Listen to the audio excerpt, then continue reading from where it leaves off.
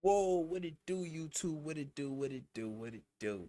So look, God Squad, I've been doing a little comedy videos here and there, and I said we're gonna do some more comedy. So today we got Ralph Barbosa. He gave his doctor a 1-star review, stand up. You know what I'm saying? Just stand up comedy. So I love to laugh. You already know that. So we just I'm already laughing.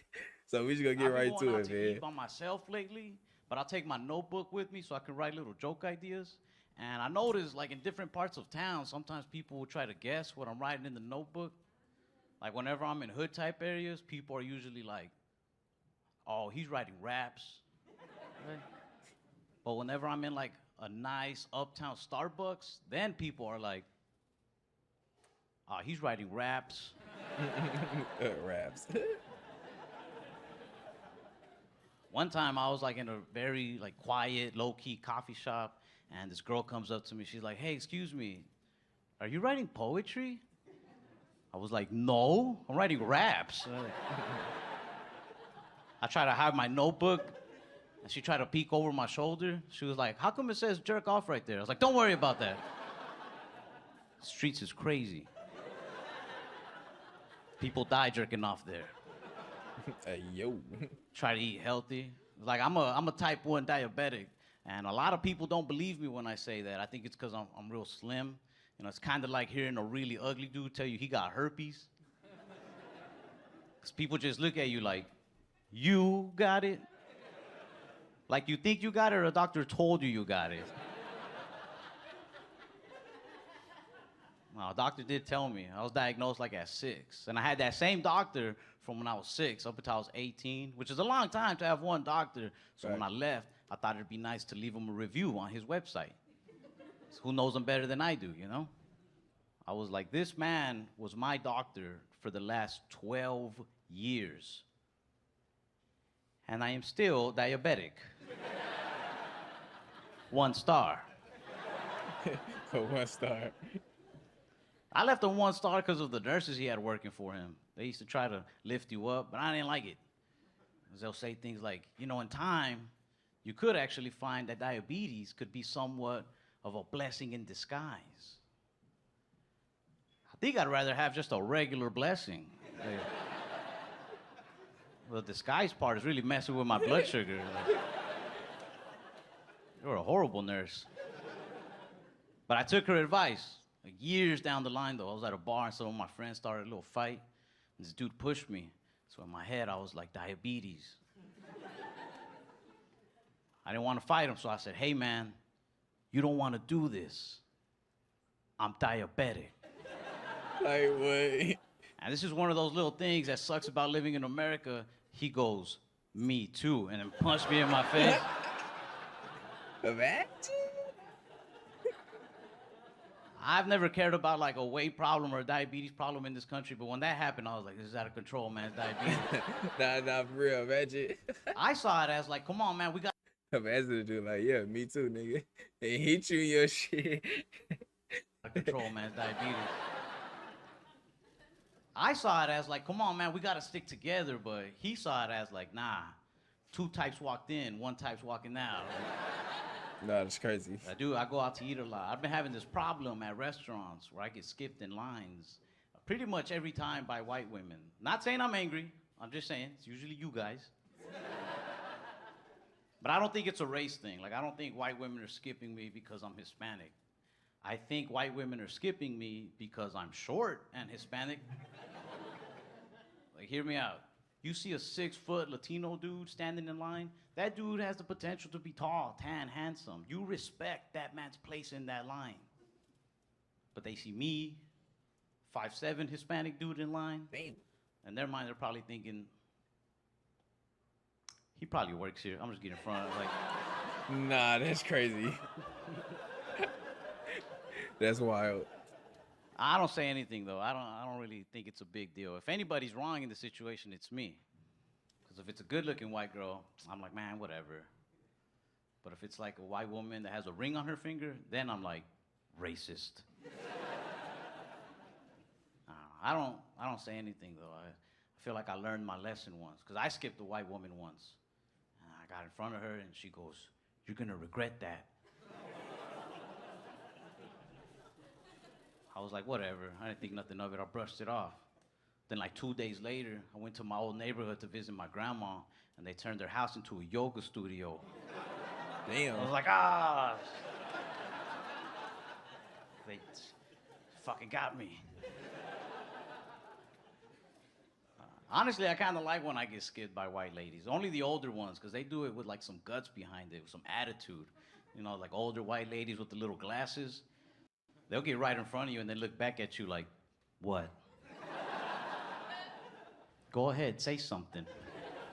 This is a target. Who do you think they'll believe? I'm like, fair enough, fair enough. I don't know where I fit in. I really don't. Like, I can't even hang out with my thug friends anymore. Because we'll be smoking together, and then they like to say cool thug shit, but it'll also hurt my feelings a lot of the time. They get real dramatic when they hit the joint and be like, man, dog, you know, when I think about it, all my real friends are either dead or in jail by now. I'm right here, bro. I'm like, give me back my weed, man. Changing my Hulu password, too. That's for my real friends. I got like my suburban friends, too, but they're like college kid, preppy type people, very cocky. Like, they can never answer questions by saying yes or no. They always got to say stuff like, you know me. That's weird. That is the strangest way to answer a question. Talked to my buddy James. I was like, yo, James, a couple weeks ago, we were hanging out at that bar, and you seemed to hit it off with that one girl, and I've been meaning to ask you, did you two go home together? He was like, Ralph, you know me. You know me. I was like, dude, she's been missing for like 13 days, man. Damn. I don't know you at all. I thought he was gonna go a whole different way with that joke. I ain't even gonna lie to you. She's been missing for like 13 days, man. Nah, that's crazy. I don't know you at all. That's crazy. My educated friends are trying to get me into politics more. They're like, man, you don't ever see these immigrant stories on the news and get upset. You know what I mean? Because our parents were immigrants. Doesn't it make you mad the way they treat people? It's like, I don't watch it, but I mean, I'll try. Because I get it. Everybody has something to be offended by, you know? Like, and I want to be a part of my people. I want to find something to get offended about. I want to be mad. I was watching all these different political channels, but I couldn't care much. Until I started watching CNN. They were doing this special on China. And now I started getting a little offended, right? It caught me. The first thing that caught me, 80% of Americans don't trust President Xi Jinping. And I don't think that's true, because I don't think 80% of us knew China had a president. Fact. Nah. Called my buddy Peng, because he's from I don't know China. about that way. I was like, yo, you guys have a president in China? He says, no. He said, it's more of like a chairman position. I was like, oh, well, I don't trust him. And I just kept watching. He said, the biggest threat to our country is the country of China. And that's where I got mad. Because China has not only clothed and fed me for the last 20-something years, but after every meal, they give me a little message of inspiration. China's my biggest threat? No. I'll believe they're my mom before I believe they're my biggest threat. Come on, bro. Start pressuring me to vote a lot. I don't like that either. I miss being a little kid, getting pressured into more human things, like gangs, drugs. Be for real, You bro. knew which one was dangerous. But with voting, you can never pick a right side sometimes, you know? You think you know, and then somebody comes out of the shadows with some hidden facts that they read online. It's hard to know what's true or not. You'll be like, hey, yeah, I'm gonna go Democrat because I heard they got a good health plan. They're like, no, yeah, they do. It's a good choice. And then out of the shadows, somebody pops up like, but also, they eat children. Oh. Okay, I don't want that. Let me check out the Republican side. and you get the facts on them. Oh yeah, they got a good budget plan. They're really trying to fix up the economy. You'll like it. And then out of those same shadows, somebody pops up with like, but also, they're the ones who purchased the children. Like, I'm good on kids, man. I'm good. Don't I even do want to want vote to no vote. more. I do want to, but honestly, I want to do it for bragging rights. 'Cause I feel like one day there's gonna be a badass president who legalizes all sorts of cool things across the country, like mushrooms, weed, Man, prostitutes. Not saying I'm just gonna go indulge in all of these, but I would like to think if, by some circumstance I find myself sharing a legitimate blunt with a legal prostitute as we file her W-9. In that moment, I want to be like, you're welcome, by the way. I voted. I did this. Like, crazy. it's just scary. Like, you really do got to get informed, man. You can't just make a snap decision. Like, I'm 25, but I don't feel like I'm old enough to vote. Like, I want to pick a president, but at this age, like, I'm still learning how to pick good mechanics.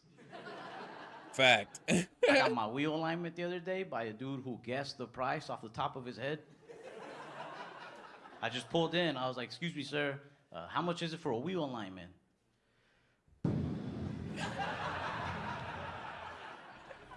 He was kicking my tires.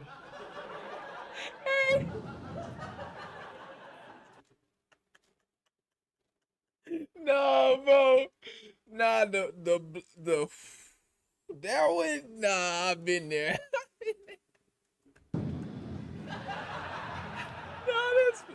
That's He was funny kicking as my hell. tires. I just looked at him like, I don't know either.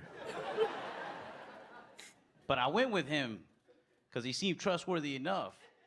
But my car drives more crooked now than when I gave it to him. I don't know much about cars or politics, but I do know this. I do know that sometimes people running for office scare me for the same reason that mechanics scare me. Have you ever noticed people who run for office talk about the country the same way mechanics talk about your car?